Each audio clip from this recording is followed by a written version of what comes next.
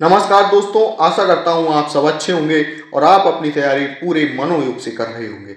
आज हम GK GS का ये चौथा वीडियो लेकर आए हैं। पिछले 3 वीडियोस में हमने हिस्ट्री को कवर किया। इस चौथे वीडियो में और आगे आने वाले वीडियोस में अब हम पॉलिटी, विशेषकर कॉन्स्टिट्यूशन यानी कि भारतीय संविधान के प्रश्नों को कवर करेंगे।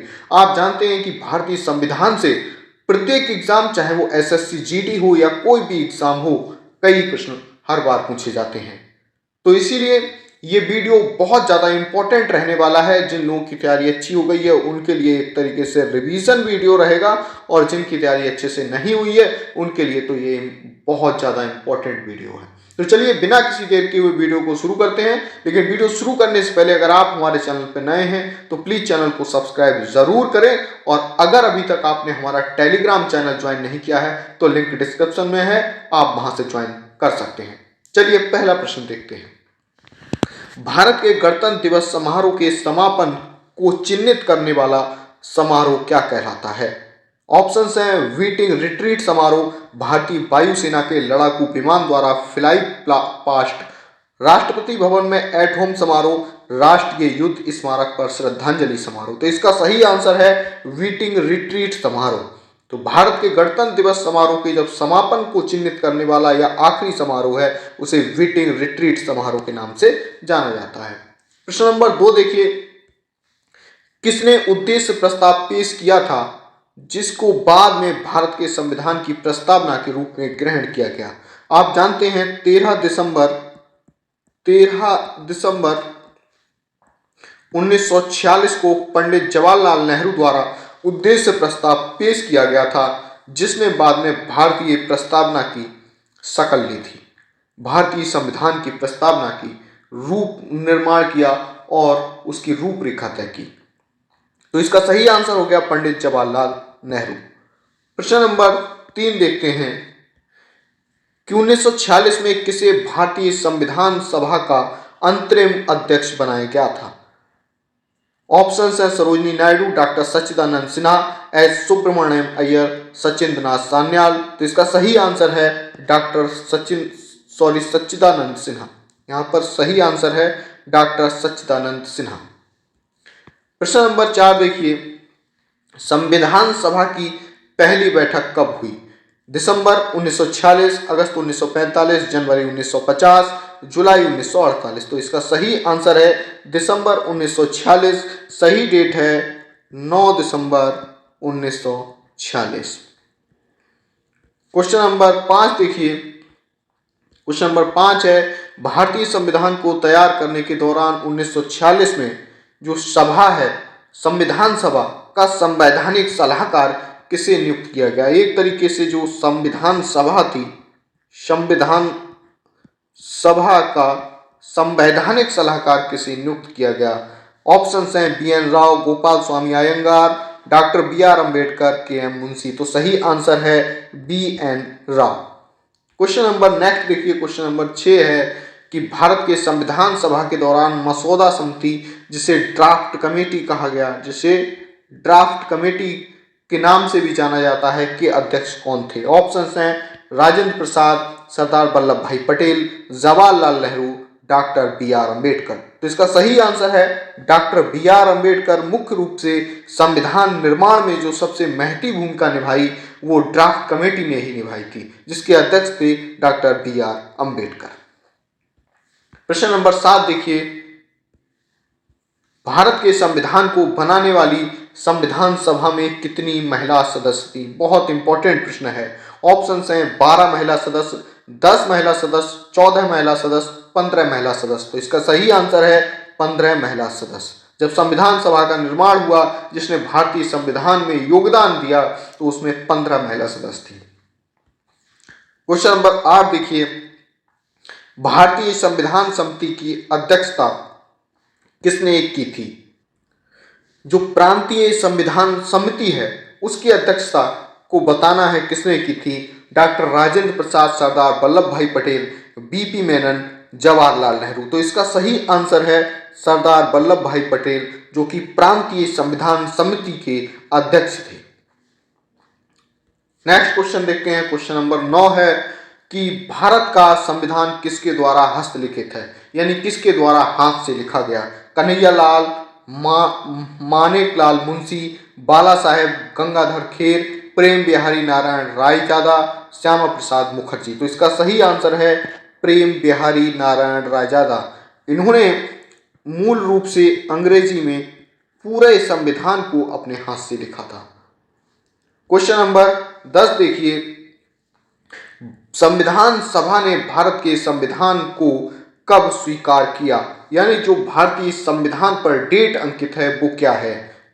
ऑप्शंस हैं 26 नवंबर 1949, 26 जनवरी 1950, 26 नवंबर 1947, 26 जनवरी 1947। इसका सही आंसर है पहला कि 26 नवंबर 1949 को संविधान सभा के सभी सदस्यों ने संविधान पर हस्ताक्षर किए और जो डेट अंकित है संविधान में वो है 26 नवंबर 1949। हालांकि भारतीय संविधान जो लागू हुआ वो हुआ था 26 जनवरी 1950 को। क्वेश्चन नंबर 11 देखिए कि भारत के संविधान के द्वारा किस प्रकार की नागरिकता प्रदान की जाती है। एकल नागरिकता, क्षेत्रीय नागरिकता, दोहरी नागरिकता, अस्थायी नागरिकता। तो इसका सही आंसर है एकल नागरिकता, क्योंकि भारतीय संविधान में सिर्फ एकल नागरिकता का प्रावधान है, जबकि कुछ देश जैसे कि अमेरिका वहां दोहरी नागरिकता का प्रावधान होता है। सेंट्रल सरकार अलग नागरिकता देती है, स्टेट गवर्नमेंट अलग नागरिकता देती है, जबकि भारत में सिर्फ और सिर्फ एकल नागरिकता का प्रावधान है। प्रश्न नंबर 12 देखिए, निम्न में से कौन सा एक संवैधानिक निकाय यानी कि कॉन्स्टिट्यूशनल बॉडी नहीं है। वित्त आयोग, नीति आयोग, राष्ट्रीय अनुसूचित जनजाति आयोग, चुनाव आयोग। तो इसका सही आंसर है नीति आयोग, जिसका पुराना नाम योजना आयोग था। योजना आयोग था। 1 जनवरी 2015 से, ध्यान दीजिए, 1 जनवरी 2015 से इसका नया नाम नीति आयोग है। तो नीति आयोग, ध्यान दीजिए, संवैधानिक निकाय यानी कि कॉन्स्टिट्यूशनल बॉडी नहीं है। कॉन्स्टिट्यूशनल बॉडी का मतलब होता है जिसका संविधान में जिक्र नहीं हो। तो एक तरीके से नीति आयोग का संविधान में कोई जिक्र नहीं है। क्वेश्चन नंबर 13 देखिए, भारतीय संविधान के निर्माताओं ने स्वतंत्रता, समता और बंधुता के सिद्धांतों को किस संविधान से लिया। ऑप्शंस हैं ऑस्ट्रेलिया, कनाडा, फ्रांस, जर्मनी। तो इसका सही आंसर है फ्रांस। फ्रांस के संविधान से भारतीय जो संविधान निर्माता हैं उन्होंने स्वतंत्रता, समता और बंधुत्व के सिद्धांतों को लिया। ऑप्शन क्वेश्चन नंबर 14 देखिए, भारत के संविधान में एकल नागरिकता की जो अवधारणा है वो कहाँ से ली गई है। ये ऑप्शन है United kingdom, France, Austria, Germany. तो इसका सही आंसर है यूनाइटेड किंगडम, यूके या जिसे ब्रिटेन कहते हैं। अगला यहां पर हम देखते हैं जो मुख्य रूप से हमारे संविधान के स्रोत हैं वो कहां कहां से लिए गए हैं। यहां से हर बार प्रश्न जरूर आते हैं। तो ध्यान दीजिए, मूल अधिकार और न्यायिक पुनरावलोकन, यानी कि न्यायिक पुनरावलोकन, न्यायिक शक्तियों के पुनः अवलोकन करने की शक्ति और राष्ट्रपति पर महाभियोग लगाने की शक्ति यूएसए यानी कि अमेरिका से लिए गए हैं। इसके बाद देखिए, अवशिष्ट शक्तियां जो बहुत पूछी जाती हैं कनाडा से ली गई हैं। इसके बाद संसदीय शासन और एकल नागरिकता ब्रिटेन या जिसे यूके कह सकते हैं वहां से ली गई हैं। राज्य के नीति निर्देशक तत्व डीपीएसपी कहते हैं, ये आयरलैंड के संविधान से लिए गए हैं। समवर्ती सूची ऑस्ट्रेलिया के संविधान से लिया गया है। मूल कर्तव्य यानी कि फंडामेंटल ड्यूटीज रूस के संविधान से ली गई हैं और संविधान संशोधन का जो तरीका है वो दक्षिण अफ्रीका के संविधान से लिया गया है। ये वो सारे टॉपिक्स हैं जो बार बार ये स्रोत विभिन्न पेपर्स में बार बार पूछे जाते हैं। चलिए नेक्स्ट देखते हैं प्रश्न नंबर 15। संविधान सभा को भारत का संविधान बनाने में कितना वक्त लगा या समय लगा। तो इसका सही आंसर है 2 वर्ष 11 महीने और 18 दिन। तो भारतीय संविधान को बनने में 2 वर्ष 11 महीने और 18 दिन का समय लगा था। क्वेश्चन नंबर 16 देखिए, भारतीय संविधान में मौलिक कर्तव्यों को किस संविधान संशोधन अधिनियम द्वारा शामिल किया गया है। ध्यान दीजिए, जब संविधान बना था तो उस संविधान में मौलिक कर्तव्य शामिल नहीं थे। इनके लिए 42वें संविधान संशोधन अधिनियम 42वें संविधान संशोधन अधिनियम 1976 के द्वारा स्वर्ण सिंह समिति की सिफारिशों पर, ध्यान दीजिए, स्वर्ण सिंह समिति की सिफारिशों पर भारतीय संविधान में शामिल किया गया।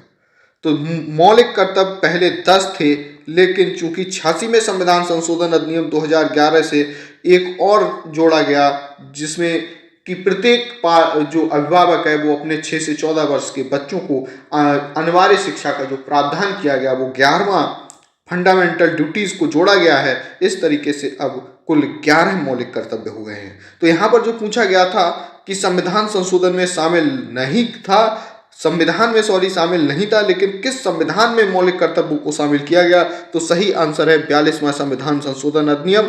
ध्यान दीजिए, 42वां संविधान संशोधन अधिनियम को मिनी कॉन्स्टिट्यूशन या लघु संविधान के नाम से भी जाना जाता है। यहाँ पर हम थोड़ा देख लेते हैं, क्योंकि यहाँ से प्रश्न बार बार बनते हैं कि मौलिक कर्तव्यों को संविधान के अनुच्छेद 51A के तहत 1976 में 42वें संविधान संशोधन अधिनियम द्वारा स्वर्ण सिंह समिति की सिफारिशों पर जोड़ा गया था। मूल रूप से ये संख्या 10 थी, लेकिन भारत में 86वें संविधान संशोधन अधिनियम 2002 के द्वारा अब ये संख्या 11 हो गई है। तो अगर अब पूछा जाए आपसे कि वर्तमान में कितने मौलिक कर्तव्य हैं, तो आप 11 आंसर देंगे। प्रश्न नंबर नेक्स्ट देखते हैं, भारतीय संविधान में किस संशोधन द्वारा प्रस्तावना में समाजवादी, पंथ निरपेक्ष या धर्मनिरपेक्ष शब्द जोड़े गए? इसका सही आंसर है 42वां संविधान संशोधन अधिनियम, जो भी बताया था 1976। इसे मिनी कॉन्स्टिट्यूशन या लघु संविधान के नाम से भी जाना जाता है।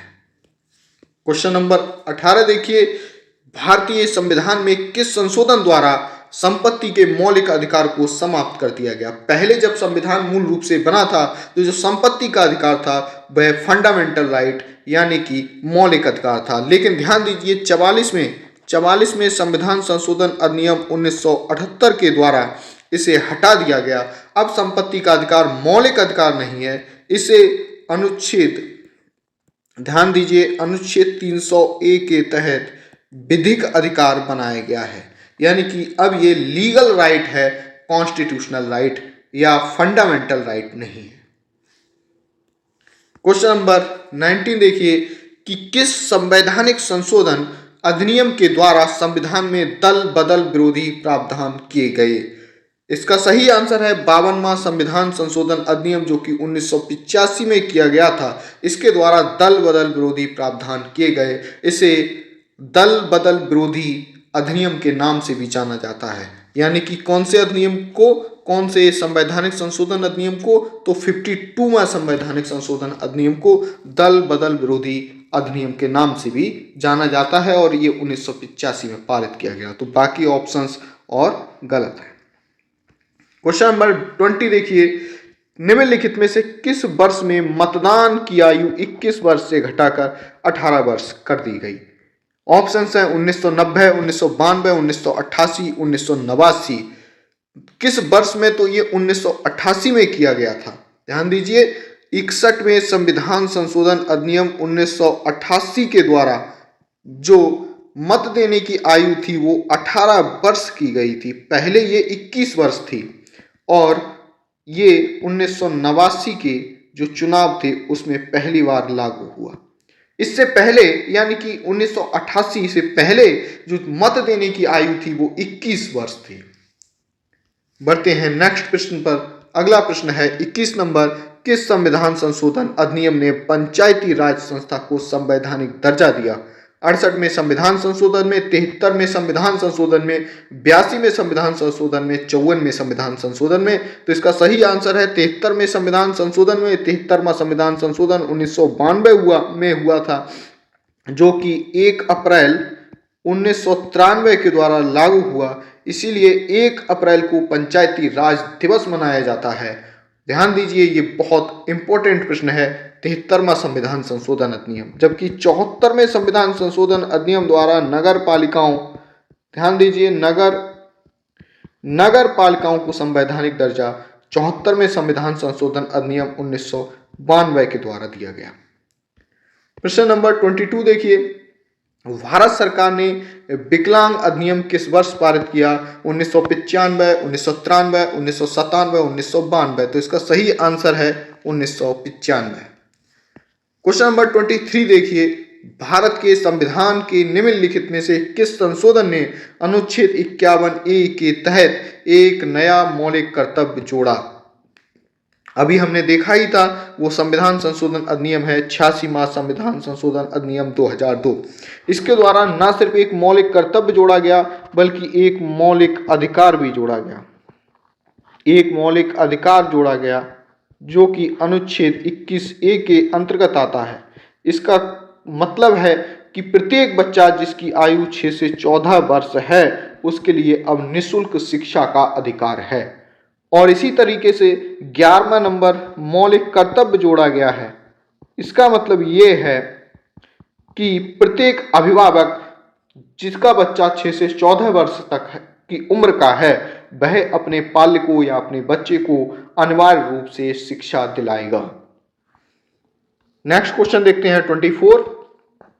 भारत के संविधान में किस संशोधन ने मंत्रिपरिषद के आकार को सदन के कुल आकार के 15% तक सीमित कर दिया है?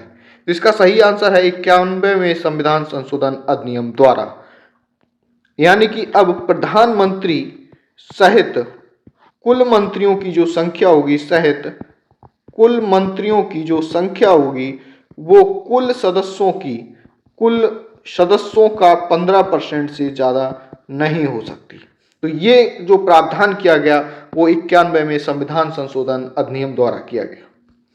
प्रश्न नंबर 25 देखिए, संविधान अधिनियम में किस संशोधन के फलस्वरूप भारत में राष्ट्रीय न्यायिक नियुक्ति आयोग की स्थापना हुई? तो ये जो स्थापना लागू करने का जो प्रयास किया गया वो था 99वें संविधान संशोधन अधिनियम द्वारा। क्वेश्चन नंबर नेक्स्ट है यानी कि 26, भारत के संविधान में किस संशोधन अधिनियम द्वारा भारत में वस्तु एवं सेवा कर GST goods and service tax लागू किया गया? तो इसका सही आंसर है 101 में संविधान संशोधन अधिनियम द्वारा गुड्स एंड सर्विस टैक्स को लागू किया गया। बहुत इंपॉर्टेंट प्रश्न है ये भी। 27 देखिए कि संविधान सभा द्वारा अंतिम रूप से पारित संविधान में कुल कितने अनुच्छेद तथा अनुसूचियां थी? यानी कि मूल रूप से जब संविधान बना था तो उस समय कितने अनुच्छेद, कितने भाग और कितनी अनुसूचियां थी? तो इसका सही आंसर है ऑप्शन नंबर 3। उस समय 395 अनुच्छेद, 8 अनुसूचियां और 22 भाग थे। इसके बारे में थोड़ा और जानते हैं क्योंकि ये वनडे एग्जाम्स के लिए बहुत इंपॉर्टेंट है। जब 26 नवंबर 1949 में संविधान को जब सभा द्वारा पारित किया गया था तब इसमें कुल 22 भाग, 395 अनुच्छेद और 8 अनुसूचियां थी। वर्तमान समय में एक 25 भाग, 470 अनुच्छेद और 12 अनुसूचियां हैं। प्रश्न नंबर 28 है कि भारतीय संविधान की निम्न में से किस अनुसूची में विभिन्न संवैधानिक पदाधिकारियों द्वारा ली जाने वाली शपथ के प्रारूप दिया हुआ है? जो शपथ का प्रारूप है जो कि संसद सदस्य या मंत्री लेते हैं वो कहाँ उल्लिखित है? वो संविधान की, ध्यान दीजिए, 3री अनुसूची में दिया गया है। नेक्स्ट प्रश्न है प्रश्न नंबर 29। एक विषय के रूप में कृषि संविधान के किस सूची में शामिल है? ध्यान दीजिए, संविधान की 7वीं अनुसूची को 3 भागों में बांटा गया है। पहली है संघीय सूची, दूसरी है राज्य सूची और तीसरी है समवर्ती सूची। अब मैं यहाँ पर आपको बता दूं, ये सूचियाँ, संघीय सूची वो कहलाती है जिन विषयों पर केवल और केवल सेंट्रल गवर्नमेंट कानून या नियम बना सकती है। राज्य सूची वो कहलाती हैं जिनके विषयों पर या जिन विषयों पर सिर्फ स्टेट गवर्नमेंट नियम बना सकती है या रूल या लॉ बना सकती है। और समवर्ती सूची वो सूची कहलाती है जिन पर संघीय यानी केंद्र और राज्य सरकार दोनों नियम या कानून बना सकती हैं। तो यहाँ पर कृषि, ध्यान दीजिए, समवर्ती सूची का, यहाँ पर ध्यान दीजिए, जो कृषि है, कृषि यहाँ पर राज्य सूची के अंतर्गत आता है। यानी जो कृषि है, कृषि से संबंधित नियम है वो राज्य सूची पर लागू होते हैं। इसके बारे में थोड़ा हम और जानते हैं क्योंकि ये इम्पोर्टेंट प्रश्न है और यहाँ से कई प्रश्न बार बार बनते हैं। तो यहाँ ध्यान दीजिए, संघीय सूची में क्या क्या शामिल होता है? रेल, विदेशी मामले, राष्ट्रीय सुरक्षा, परमाणु ऊर्जा, नागरिकता, बैंकिंग, मुद्रा आदि। इन सभी पर सिर्फ और सिर्फ केंद्र सरकार, ध्यान दीजिए, इन सभी पर केंद्र सरकार यानी कि सेंट्रल गवर्नमेंट ही नियम कानून बना सकती है। जबकि जो दूसरे हैं कि राज्य सूची, जहां सार्वजनिक व्यवस्था है, जेल है, सार्वजनिक स्वास्थ्य है यानी कि जो औषधालय हैं, कृषि है, सिंचाई है, पशुपालन है, मत्स्य पालन है, विकलांग व बेरोजगारों को राहत आदि है, यहाँ पर सिर्फ और सिर्फ राज्य सरकार नियम बना सकती है। इसके बाद है, ध्यान दीजिए कि समवर्ती सूची, जिसमें शिक्षा है, वन है, विवाह है, उत्तराधिकार है, आपराधिक कानून है। यहाँ पर दोनों केंद्र व राज्य समान रूप से या दोनों क्या बना सकते हैं, नियम बना सकते हैं। जबकि इनके सूचियों के अतिरिक्त अवशिष्ट जो शक्तियां होती हैं या शेष बची शक्तियां कहते हैं, अवशिष्ट शक्तियां, ये सभी शक्तियां सेंट्रल गवर्नमेंट के पास होती हैं। अगला प्रश्न देखेंगे, प्रश्न नंबर 30 है कि निम्नलिखित में से संविधान के किस अनुसूची के अनुसार राज्यसभा में राज्यों और केंद्र शासित प्रदेशों को सीटों के आवंटन का प्रावधान है? तो इसका सही आंसर है चौथी अनुसूची। अगला प्रश्न देखते हैं, प्रश्न नंबर 31 है कि भारतीय संविधान की 8वीं अनुसूची के अनुसार कितनी भाषाओं को अनुसूचित भाषाओं में गिना गया है, यानी कितनी भाषाओं को भारतीय संविधान में शामिल किया गया है? तो वो है 22 भाषाएं। नेक्स्ट प्रश्न देखेंगे, प्रश्न नंबर 32 है कि भारत के संविधान का कौन सा भाग नागरिकता से संबंधित है, यानी कि भाग नंबर 2 जो है वो नागरिकता से संबंधित है। भाग से संबंधित कई बार प्रश्न सीधे पूछे जाते हैं, तो हम जरा एक नजर डालेंगे भारत के जो संविधान है उसके प्रमुख भागों पर। तो पहला भाग है संघ और उसका राज्य क्षेत्र के बारे में बताता है, यहाँ देश के नाम आदि के बारे में बताया। दूसरा नागरिकता से संबंधित है। तीसरा मौलिक अधिकारों से यानी कि फंडामेंटल राइट से संबंधित है। चौथा राज्य के नीति निर्देशक तत्व यानी कि DPSP से संबंधित है। पांचवा संघ यानी कि जो केंद्रीय एक तरीके से संघीय व्यवस्था है उससे संबंधित है। छठा राज्यों से संबंधित है। आठवां केंद्र शासित प्रदेशों से संबंधित है। 9 नंबर पंचायतों से संबंधित है। 10 नंबर अनुसूचित जाति जनजाति क्षेत्र से संबंधित है। 11 संघ और राज्यों के बीच संबंध। जबकि 25 भाग हैं, आप इन्हें पढ़ सकते हैं, लेकिन हमने यहाँ पर इंपॉर्टेंट भागों के बारे में आपको बताया। आशा करता हूँ वीडियो आपको अच्छा लगा होगा। मिलते हैं नेक्स्ट वीडियो में, तब तक के लिए जय हिंद, वंदे मातरम।